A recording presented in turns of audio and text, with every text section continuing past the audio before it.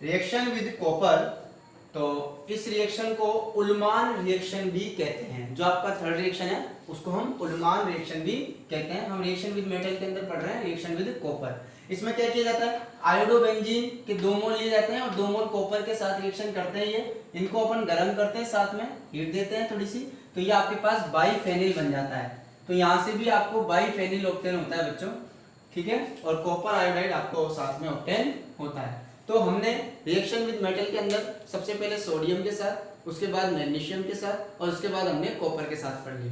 Copper के साथ वाली रिएक्शन उल्मान रिएक्शन है, वेरी वेरी इंपॉर्टेंट है, 3 स्टार मैंने इसके लगा रखे हैं, ध्यान रखना। अगली रिएक्शन थर्ड नंबर की जो एरिल लाइट शो करते हैं वो है रिडक्शन।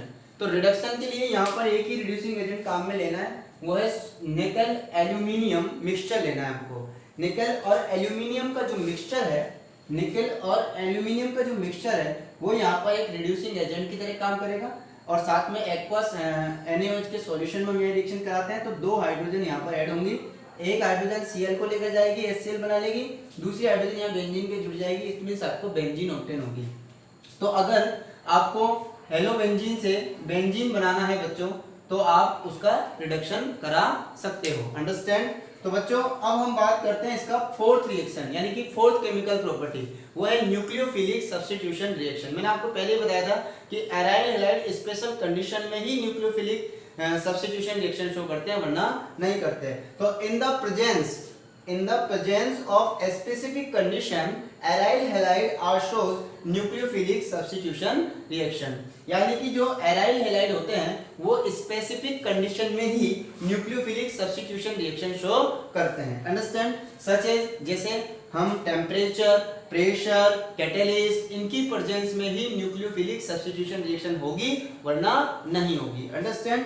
तो देखिए नोट, क्या नोट है इसमें, एक इंपॉर्टेंट बात ये है बच्चों, if any electron withdrawing group, electron withdrawing group it means electron खींचने वाला ग्रुप, बेंजीन रिंग से इलेक्ट्रॉन खींचने वाला ग्रुप, यानी कि if any electron withdrawing group are attached with the benzene ring, अगर हेलो बेंजीन के अंदर एरिल हैलाइडो में बेंजीन रिंग से कोई इलेक्ट्रॉन विड्रॉइंग ग्रुप अटैच है, if any electron withdrawing group are attached with the benzene ring at the ortho para position, यानी कि ऑर्थो पैरा पोजीशन पर अगर बेंजीन रिंग की ऑर्थो पैरा पोजीशन पर कोई इलेक्ट्रॉन विड्रॉइंग ग्रुप पहले से ही अटैच है, हेलोजन के अलावा, हेलोजन तो होगी, हेलोबेंजीन की बात कर रहे हैं, हेलोजन के अलावा ऑर्थो पैरा पोजीशन पर कोई इलेक्ट्रॉन विड्रॉइंग ग्रुप अटैच है, then the reactivity of SN reaction, the reactivity of SN reaction, SN reaction का मतलब न्यूक्लियोफिलिक सब्स्टिट्यूशन रिएक्शन increases।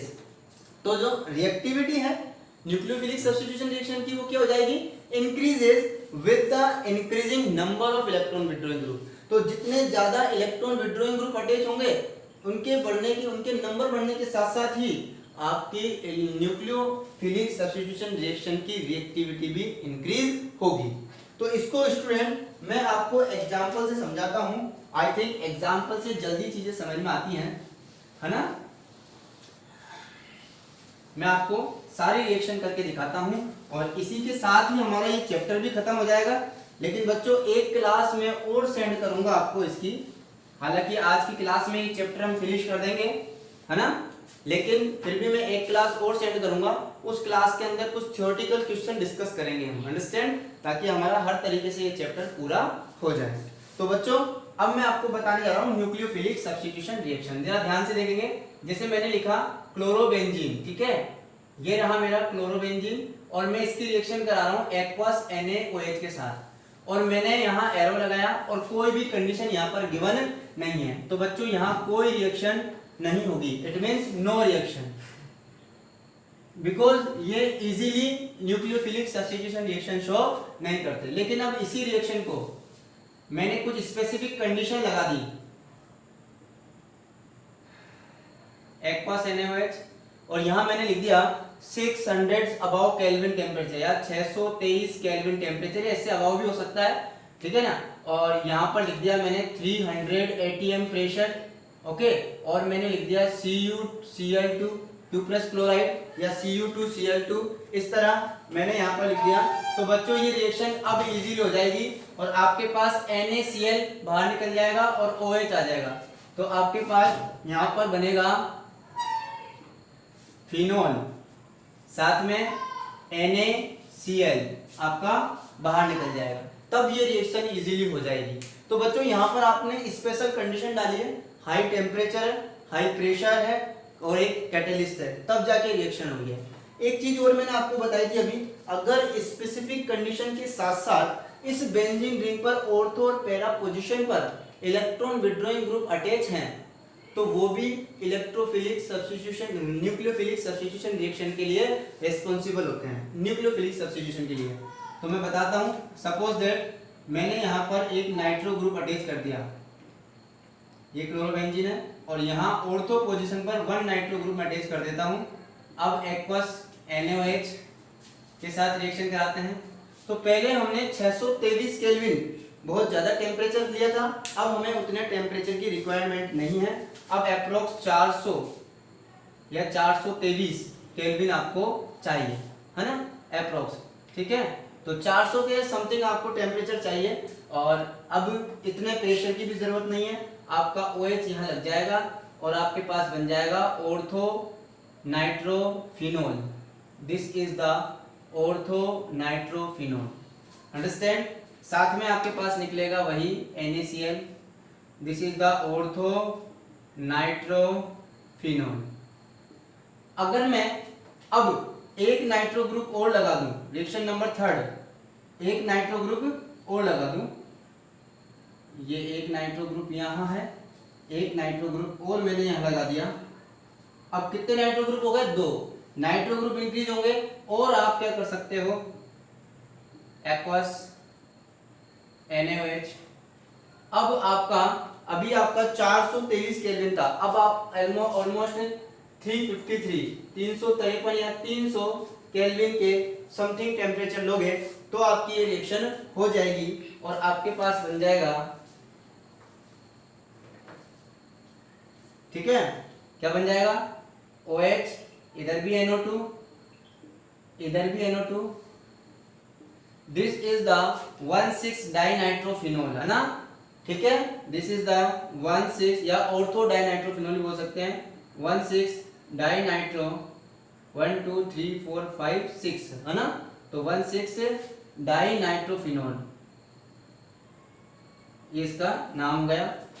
बच्चों जैसे जैसे इलेक्ट्रॉन विड्रॉइंग ग्रुप इस फिनोल के साथ बढ़ते जाते हैं, आप एक बात ध्यान रखना, इसकी एसिडिटी भी इंक्रीज होती जाती है, जितने ज्यादा इलेक्ट्रॉन विड्रॉइंग ग्रुप लगे होंगे उतना ही ज्यादा एसिडिक होगा, अंडरस्टैंड। तो चलिए हम यहाँ बात करते हैं तीसरी पोजीशन, थर्ड मैंने फिर से लगा दिया, ये रहा Cl। अब मैंने तीनों जगह, दोनों ऑर्थो और एक पैरा पोजीशन पर मैंने NO2 जोड़ दिया, ठीक है, और एक्वस KOH। अब ये रिएक्शन रूम टेम्परेचर पर ही हो जाएगी, ऑलमोस्ट 300 केल्विन पर, 300 केल्विन 23 से 24, ठीक है, 323 भी लिख सकते हो आप इसको, 323 या 300 का समथिंग जो केल्विन पर टेम्परेचर होगा, उस टेम्परेचर पर ये रिएक्शन हो जाएगी, ऑलमोस्ट रूम टेम्परेचर पर रिएक्शन हो जाएगी, और आपके पास बच्चों ऑक्टेन होता है 246 ट्राई नाइट्रोफिनोल, एक नाइट्रो, 2 नाइट्रो, और ये पैरा पर भी नाइट्रो, ठीक है, तीनों जगह नाइट्रो आ जाएगा, और ये हो जाएगा आपके पास बच्चों 246 ट्राई नाइट्रोफिनोल, ठीक है, this is the 246 try nitrophenol, ठीक है। तो इसको हम पिक्रिक एसिड भी कहते हैं, इसको हम क्या कहते हैं बच्चों? Picric acid. It is the more acidic, ये क्या होगा बच्चों? मोर एसिडिक होगा, अंडरस्टैंड। तो बच्चों एक चीज समझ में आ गई कि जितने ज्यादा इलेक्ट्रॉन विड्रॉइंग ग्रुप यहाँ पर अटैच होंगे, जितने ज्यादा इलेक्ट्रॉन विड्रॉइंग ग्रुप यहाँ पर अटैच होंगे, समझ में आ गया, उतनी ही इजीली क्या होती जा रही है? न्यूक्लियोफिलिक सब्स्टिट्यूशन रिएक्शन होती जा रही है, अंडरस्टैंड। तो बच्चों अब एक रिएक्शन और बची है न्यूक्लियोफिलिक, वो है रिएक्शन विद अमोनिया, और इसी के साथ फिर हमारा चैप्टर खत्म होगा, ठीक है। तो रिएक्शन विद अमोनिया, तो अमोनिया के साथ भी न्यूक्लियोफिलिक सब्स्टिट्यूशन रिएक्शन होगी, लेकिन वो भी अब आपको एक विशेष स्पेशल कंडीशन में होगी। तो मैंने यहाँ पर 2 मोल क्लोरोबेंजीन ले लिए, मैं लिख देता हूँ रिएक्शन विद अमोनिया। नेक्स्ट इसमें रिएक्शन है सेकंड, ये तो फर्स्ट हो गई एक्वस एनएच के साथ। सेकंड है रिएक्शन विद अमोनिया, अमोनिया यानी कि NH3 के साथ, है ना। तो ये आपका क्लोरोबेंजीन, ओके। क्लोरोबेंजीन के 2 मोल ले लिए, तो 2 मोल ही NH3 के साथ रिएक्शन कराएंगे, ठीक है। यहाँ पर कोई ना कोई कैटेलिस्ट चाहिए, कॉपर ऑक्साइड ले लेते हैं कैटेलिस्ट की प्रेजेंस के लिए। 475 केल्विन टेम्परेचर ले लेंगे, 475 केल्विन टेम्परेचर हो गया और हाई प्रेशर हो जाएगा, ठीक है। तो इन सब कंडीशन के साथ अमोनिया के साथ रिएक्शन हो सकती है। अमोनिया में से एक H एक Cl निकलेगा, HCl बना लेगा और आपके पास NH2 ग्रुप बन जाएगा aniline. This is the aniline. कितने मोल बनेंगे? 2 मोल एनिलीन। और साथ में आपके पास बन जाता है बच्चों HCl।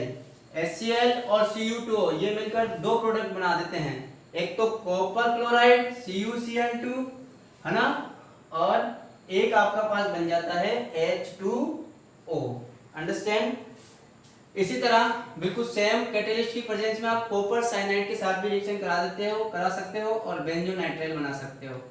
तो मैंने यहाँ लिया क्लोरीन और इसकी रिएक्शन करा दी CuCl के साथ, ठीक है ना।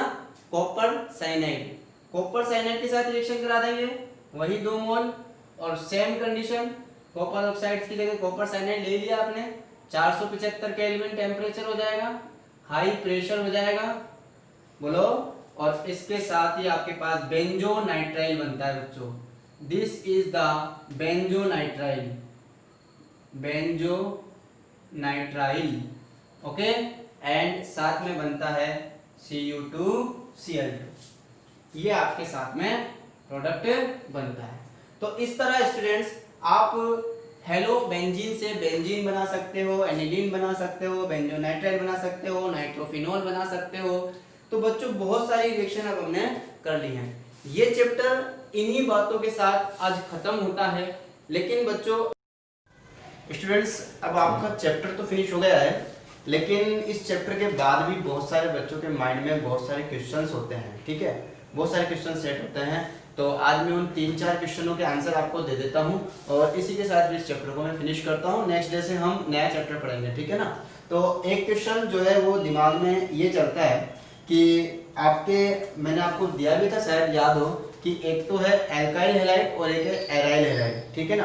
दोनों में से न्यूक्लियोफिलिक सब्स्टिट्यूशन रिएक्शन के लिए मोर रिएक्टिव कौन होता है, पहला क्वेश्चन ये है, ठीक है ना, विच वन इज मोर रिएक्टिव। तो हम यहाँ पर केवल आज उन सारे क्वेश्चनों को ही डिस्कस कर लेते हैं, कौन किससे ज्यादा रिएक्टिव है टुवर्ड्स न्यूक्लियोफिलिक सब्स्टिट्यूशन रिएक्शन या in favour of nucleophilic substitution reaction, ठीक है। तो रिएक्टिविटी ये मैं आपको अलग से है बता रहा हूं, ये सारे क्वेश्चनों का केवल निचोड़ है, ठीक है।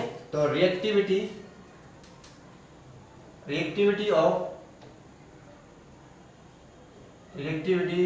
ऑफ न्यूक्लियोफिलिक सब्स्टिट्यूशन रिएक्शन, ऐसे मिलू रिएक्टिविटी ऑफ एसएन रिएक्शन, ठीक है, एसएन रिएक्शन यानी कि न्यूक्लियोफिलिक सब्स्टिट्यूशन रिएक्शन की रिएक्टिविटी, कौन कितना ज्यादा रिएक्टिव है। तो सबसे पहला हम इसके अंदर लेते हैं, ठीक है ना, aryl halide and alkyl halide. तो ये सब हम जानते हैं कि दोनों में से कौन रिएक्टिव कौन है और ज्यादा रिएक्टिव कौन है दोनों में से। तो सबसे पहले हम एराइल हैलाइड बनाते हैं। पहले क्वेश्चन का आंसर मैं आपका देता हूं।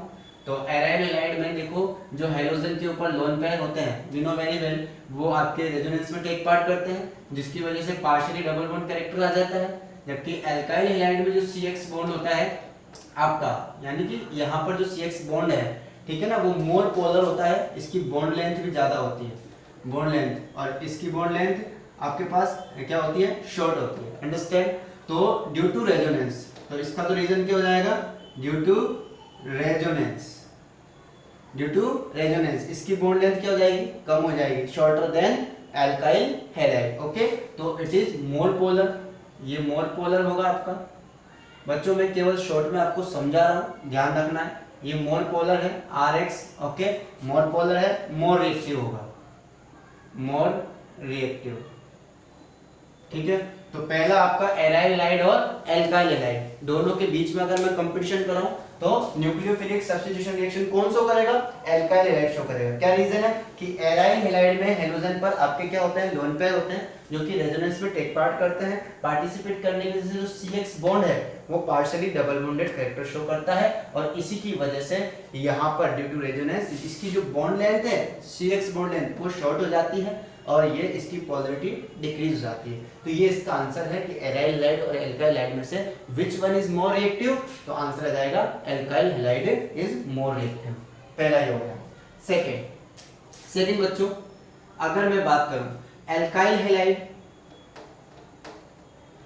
हैलाइड, इस क्वेश्चन पे जरा ध्यान देंगे। एल्काइल हैलाइड एंड अगर हम कंपैरिजन करें बेंजाइल हैलाइड, ओके, तो बेंजाइल हैलाइड और एल्काइल हैलाइड, बेंजाइल, इन दोनों में कंपटीशन करें इन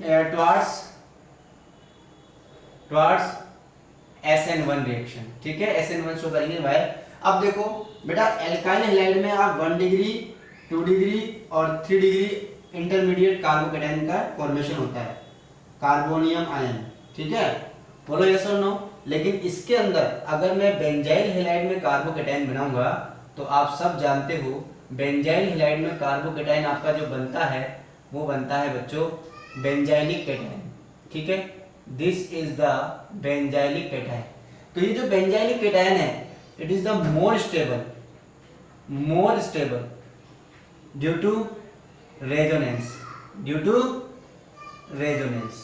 ठीक है। इस रेजोनेंस की वजह से आपका जो बेंजाइलिक कैटायन होगा वो मोर स्टेबल होगा इन तीनों से भी ज्यादा, तो मोर स्टेबल है ये, understand. 1 degree 2 degree 3 degree cation से भी ज्यादा स्टेबल कौन है? कार्बोकैटायन। कौन सा वाला? Benzylic carbocation. तो हम सब जानते हैं इंटरमीडिएट फॉर्मेशन होता है SN1 रिएक्शन में और इंटरमीडिएट जितना ज्यादा स्टेबल होगा उसका एल्काइल हैलाइड उतना ही ज्यादा रिएक्टिव होगा। अगर हम इन तीनों में कंपैरिजन करें 1 डिग्री 2 डिग्री 3 डिग्री, तीनों में से कौन सा एल्काइल हैलाइड मोर रिएक्टिव होता है? Which one is more reactive? 3 degree, because 3 degree alkyl halide more reactive, ठीक है ना। Why? 3 degree carbocation more reactive. इसी तरह बेंजाइलिक कार्बोकैटायन जो होता है ड्यू टू रेजोनेंस इसकी 5 रेजोनेटिव स्ट्रक्चर बनती है और आपको बना के आनी है और एग्जाम में अगर आपसे क्वेश्चन पूछ ले तो इसकी 5 रेजोनेटिव स्ट्रक्चर बनती है। उन 5 रेजोनेटिव स्ट्रक्चर को आपको बनाना है बच्चों और बनाकर बताना है कि कैसे ये हुआ।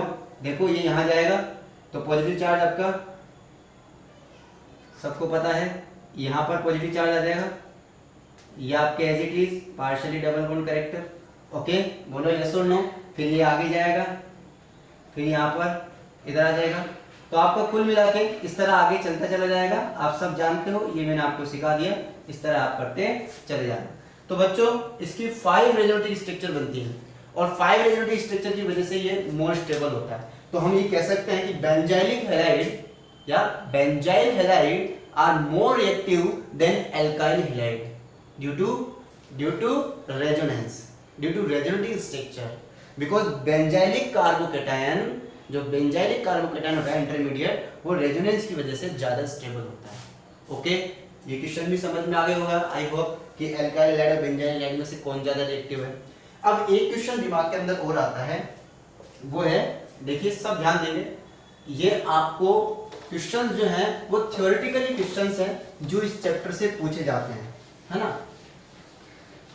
मैंने आपको एक क्वेश्चन लास्ट क्लास में बता दिया था कि ऑर्थो पैरा में से पैरा वाला जो सब्स्टिट्यूट बनता है वो आपका मेजर प्रोडक्ट होता है। क्यों होता है ये भी मैंने आपको बताया था, क्योंकि पैरा वाले में जो इंटरमीडिएट बनता है उसकी रेजोनेटिव स्ट्रक्चर ज्यादा होती हैं, वो ज्यादा स्टेबल होता है। वो मैंने आपको लास्ट क्लास में बता दिया था, अगर कोई बच्चा भूल गया है तो वो लास्ट क्लास वापस देख ले। आज मैं आपको तीसरा बता रहा हूँ कि वाइनिलिक हैलाइड और एलाइलिक हैलाइड दोनों में से कौन सा SN1 रिएक्शन शो करेगा और कौन नहीं करेगा। तो थर्ड है आपका बच्चों एलाइलिक एंड वाइनिलिक हैलाइड, ठीक है, ध्यान से देंगे, ध्यान से क्वेश्चन सुनेंगे। वाइनिलिक हैलाइड और एलाइलिक हैलाइड इन दोनों के बीच में हम डिफरेंस बताते हैं। तो towards SN reaction, towards SN1 reaction, ठीक है। चलिए एलाइलिक हैलाइड हम बनाते हैं। This is the allylic halide CH2 double bond CH CH3X, this is the allylic. और बेंजाइल वाइनिलिक हैलाइड की बात करें तो CH2 double bond CH single bond X, ठीक है। तो अगर हम बात करें यहाँ पर CH जो CX बॉन्ड है वो बॉन्ड लेंथ, और यहाँ पर CX बॉन्ड लेंथ, तो बॉन्ड लेंथ की बात करेंगे हम, बॉन्ड लेंथ, ठीक है। तो यहाँ पर जो हेलोजन है वो sp2 से अटैच है। किससे अटैच है बच्चों? sp2 से। और यहाँ जो हेलोजन है वो आपका sp3 कार्बन से अटैच है। इसमें लोन पेयर आपका रेजोनेंस शो करेगा, और ड्यू टू रेजोनेंस यहाँ पर पार्शियली डबल बॉन्ड कैरेक्टर आ जाएगा बच्चों, यहाँ पर पार्शियली डबल बॉन्ड कैरेक्टर आ जाता है। बोलो यस और नो। तो पार्शियली डबल बॉन्ड की वजह से इसकी जो बॉन्ड लेंथ है वो क्या हो जाएगी? डिक्रीज हो जाएगी। तो बॉन्ड लेंथ डिक्रीज हो गई, पोलैरिटी डिक्रीज हो जाएगी, और पोलैरिटी डिक्रीज होने की वजह से ये जो CX बॉन्ड है ये न्यूक्लियोफिलिक सब्स्टिट्यूशन रिएक्शन शो नहीं करेगा या इजीली शो नहीं करेगा। वही बिल्कुल एराइल हैलाइड और जो आपके वाइनिल हैलाइड है ये कभी भी easily nucleophilic substitution reaction show नहीं करते due to partially double bonded character of CX bond. Understand. लेकिन इसकी हम बात करें तो यहाँ तो बहुत ही ज्यादा है, क्योंकि यहाँ तो sp3 से अटैच है, तो ये तो शो कर सकता है। अब अगला जो है बच्चों, अगला हम 4 की बात करें कि इसमें और एराइल हैलाइड में, यानी कि आपका एलाइलिक हैलाइड एंड अगर मैं बात करूं आपका बेंजाइलिक हैलाइड, बेंजाइल, इन दोनों के बीच में बात करूं कि इन दोनों में कौन ज्यादा रिएक्टिव है, तो बच्चों इसकी अगर हम बात करें तो इसमें से जो कार्बोकेटाइन बनता है,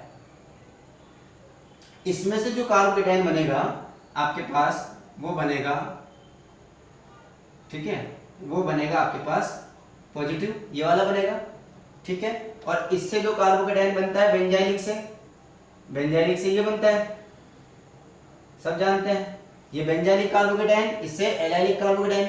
एलाइलिक कार्बोकेटाइन की जो रेजोनेटिव स्ट्रक्चर आती है वो कितनी आएंगी बच्चों? ओनली 2, ठीक है, रेजोनेंस दोनों में है। और इसकी जो रेजोनेटिव स्ट्रक्चर आती है वो कितनी आती है बच्चों? वो टोटल 5 आती है, 5 रेजोनेटिव स्ट्रक्चर। इसकी रेजोनेटिव स्ट्रक्चर ओनली कितनी आती है? 2 रेजोनेटिव स्ट्रक्चर। तो विच वन इज मोर स्टेबल? कौन सा इंटरमीडिएट ज्यादा स्टेबल है? ये बोलो यस और नो।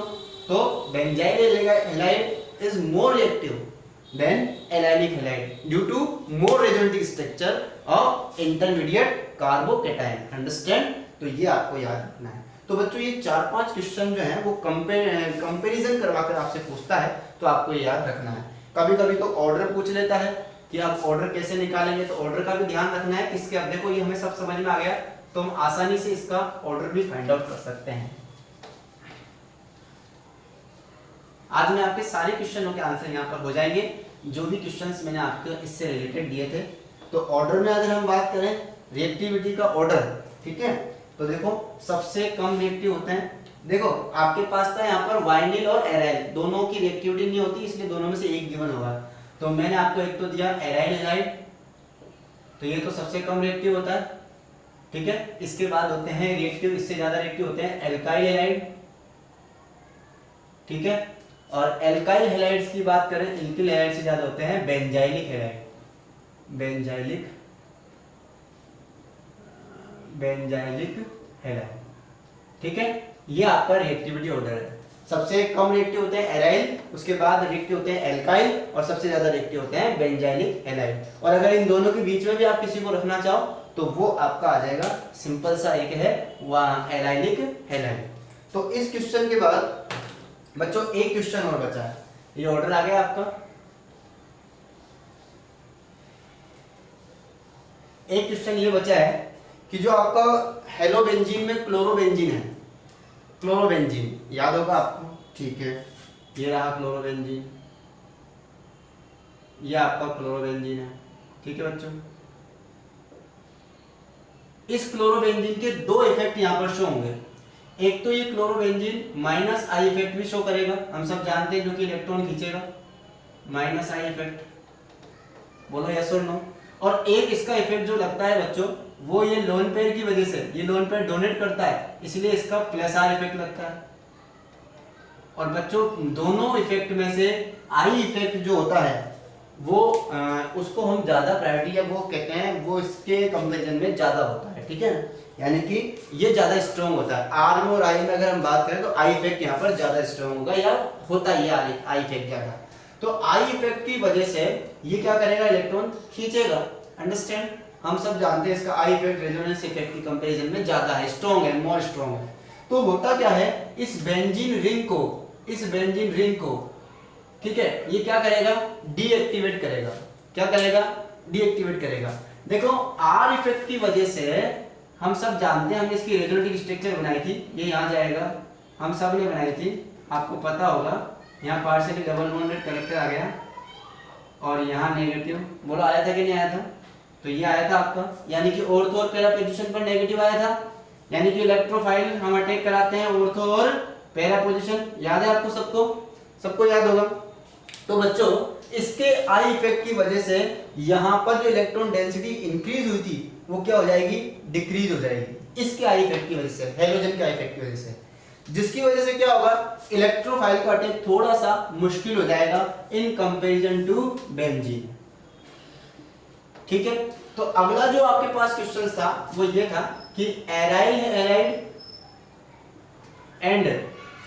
एंड बेंजीन दोनों में से विच वन इज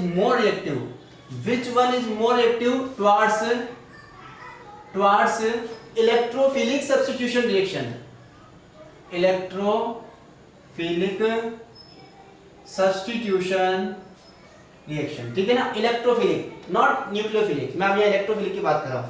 एक तो है आपके पास एराइल हैलाइड और एक है आपके पास benzene, this is the aryl halide and this is the benzene. Benzene पर कोई सा भी ग्रुप ऐसा नहीं है जिसका यहाँ पर आई इफेक्ट लग रहा हो, जो इसमें से इलेक्ट्रॉन खींच रहा हो, जो इसको डीएक्टिवेट कर रहा हो। लेकिन हैलोजन यहाँ पर इसको माइनस आई इफेक्ट की वजह से डीएक्टिवेट कर रहा है। तो जो density, electron density are effect की वजह से इंक्रीज हुई थी, आई इफेक्ट ने उसको क्या कर दिया, डिक्रीज कर दिया। और इसकी वजह से दोनों में कंपैरिजन में कौन रिएक्टिव होता है, बेंजीन इज मोर रिएक्टिव, क्योंकि इस पर कोई सा भी इफेक्ट नहीं लगा। वापस सुन लो, फिर बता देता हूं। हेलोबेंजीन में हैलोजन के दो इफेक्ट होते हैं, एक तो माइनस आई इफेक्ट, एक plus are effect. Plus are effect की वजह से इलेक्ट्रॉन डेंसिटी इंक्रीज होती है ऑर्थो पैरा पर, हम सब जानते हैं, इसने दिया इलेक्ट्रॉन तो माइनस यहां आया। लेकिन माइनस आई इफेक्ट की वजह से इस माइनस में कमी आ जाएगी। अरे माइनस का मतलब है इलेक्ट्रॉन डेंसिटी इंक्रीज होना, लेकिन इस क्लोरीन का माइनस आई इफेक्ट क्या करता है, इलेक्ट्रॉन डेंसिटी को ऑर्थो और पैरा पे से क्या कर देता है, कम कर देता है। इसलिए आपका जो इलेक्ट्रोफाइल है बच्चों, जो आपका इलेक्ट्रोफाइल है वो बेंजीन रिंग पर ज्यादा अटैक करने की पॉसिबिलिटी है इन कंपैरिजन टू हेलोबेंजीन। इसलिए which one is more reactive, तो benzene ring is more reactive in comparison to halobenzene, क्योंकि यहाँ पर कोई सा भी ऐसा ग्रुप नहीं है जो यहाँ पर इस इफेक्ट को लगा रहा। अंडरस्टैंड। तो एक ये क्वेश्चन होता है। एक क्वेश्चन और होता है बच्चों, वो ये कि क्लोरीन का यहाँ माइनस आई इफेक्ट लग रहा है और हेलोजन यहाँ पर हेलोजन का प्लस आर इफेक्ट भी लग रहा है लोन पेयर की वजह से। फिर भी जो हेलोबेंजीन है वो यहाँ पर इलेक्ट्रोफिलिक सब्स्टिट्यूशन रिएक्शन शो कर देता है। क्यों, क्या रीजन है? तो इसके पीछे रीजन ये है बच्चों कि जैसे ही आई इफेक्ट की वजह से आपका इलेक्ट्रोफाइल जो अटैक करता है और उसकी वजह से जो कार्बोकैटायन बनता है, देखो मैं फिर बता रहा हूं आपको, ये मैंने आपको हालांकि बता दिया लेकिन फिर भी दोबारा बता देता हूं। ये आपका इलेक्ट्रोफाइल है, ये आपका क्लोरीन है, ठीक है, क्लोरोबेंजीन है। इस इलेक्ट्रोफाइल ने सपोज दैट ये किसी इस वाले कार्बन पर अटैक किया, ओके, तो जैसे ही यहाँ पर अटैक करेगा आपका पॉजिटिव यहाँ आएगा, अरे ये वाला बॉन्ड इधर जाएगा, तो ये जब डबल बॉन्ड इस पे जाएगा तो यहाँ माइनस और माइनस पे आपका प्लस आकर जुड़ जाएगा। तो आपके पास बच्चों यहाँ ये बनेगा, सब ध्यान से देखेंगे, यहाँ पर आपके पास E जुड़ गया, H यहाँ पहले से था और प्लस चार्ज इस पर आ जाएगा और ये आपका क्लोरीन। बोलो यस और नो। ये क्लोरीन आपका यहाँ पर है और इधर यहाँ पर डबल बॉन्ड है। तो ये जो क्लोरीन है इसका माइनस आई इफेक्ट लगता है, पहले से प्लस है और ज्यादा इसमें खींचेगा तो इसको डीस्टेबलाइज कर देगा। क्या कर देगा? डीस्टेबलाइज। इस पॉजिटिव कैटायन को ये क्लोरीन माइनस आई इफेक्ट की वजह से क्या कर रहा है? डी स्टेबलाइज कर रहा है, लेकिन साथ के साथ मिस्टर रेजोनेंस है ना, यानी कि आर इफेक्ट जो है वो इसको रेजोनेंस की वजह से स्टेबलाइज कर देगा, इसलिए इजीली इलेक्ट्रोफिलिक सब्स्टिट्यूशन रिएक्शन हो जाती है। अंडरस्टैंड? स्ट्रॉन्ग तो आई इफेक्ट है, आई इफेक्ट की वजह से इसने डीएक्टिवेट कर दिया बेंजीन को, ये पहले से पॉजिटिव था और खींच रहा है, लेकिन बच्चों पास के पास यहाँ डबल बॉन्ड है और डबल बॉन्ड ने जल्दी से अपनी पोजीशन चेंज करके इसको स्टेबलाइज कर दिया, यानी कि ड्यू टू रेजोनेंस ये जो कैटायन बना है वो स्टेबलाइज हो जाता है। समझ गए बच्चों? और स्टेबलाइज होने की वजह से ही ये रिएक्शन शो कर देता है। अगर ये स्टेबलाइज नहीं होता ना तो ये रिएक्शन शो नहीं करता, लेकिन स्टेबलाइज होने की वजह से ये रिएक्शन कर देता है। ओके, फिर आगे चला जाएगा। फिर आगे आप सबको पता है, ये आपको मैंने पहले से बनवा दी थी स्ट्रक्चर, यहाँ पर आ जाएगा। ये आपके पास ई और एच, ठीक है, ये आपके पास क्लोरीन, बोलो यस और नो। ऑलरेडी ये आपके पास, इसको आप फ्रीडल क्राफ्ट की मैकेनिज्म बोल सकते हो, ये है आपके पास। अब यहाँ से हाइड्रोजन जो है वो अपना जगह चेंज करके यहाँ जुड़ जाएगा और आपके पास सीधा सीधा डायरेक्ट ये बन जाएगा, ये ई यानी कि इलेक्ट्रोफाइल, ये क्लोरोबेंजीन और ये आपका फाइनल। तो बच्चों इस तरीके से यहाँ जो रेजोनेंस है वो इसको स्टेबलाइज कर देता है और इसी की वजह से माइनस आई इफेक्ट होते हुए भी क्लोरीन यानी कि हेलोबेंजीन यहाँ पर क्या शो कर जाता है, इलेक्ट्रोफिलिक सब्स्टिट्यूशन रिएक्शन शो कर जाता है। अच्छा, ये जो रेजोनेंस है ये ऑर्थो पर भी और पैरा पर भी, दोनों पर काम कर जाता है। पैरा पर 3 स्ट्रक्चर बनाता है, ऑर्थो पर 2 बनाता है, ये मैंने आपको पहले बता दिया। तो कुल मिला के बात ये है कि हेलोबेंजीन में हेलोजन का माइनस आई इफेक्ट होते हुए भी ये आपके इलेक्ट्रोफिलिक सब्स्टिट्यूशन रिएक्शन शो कर देता है। अंडरस्टैंड?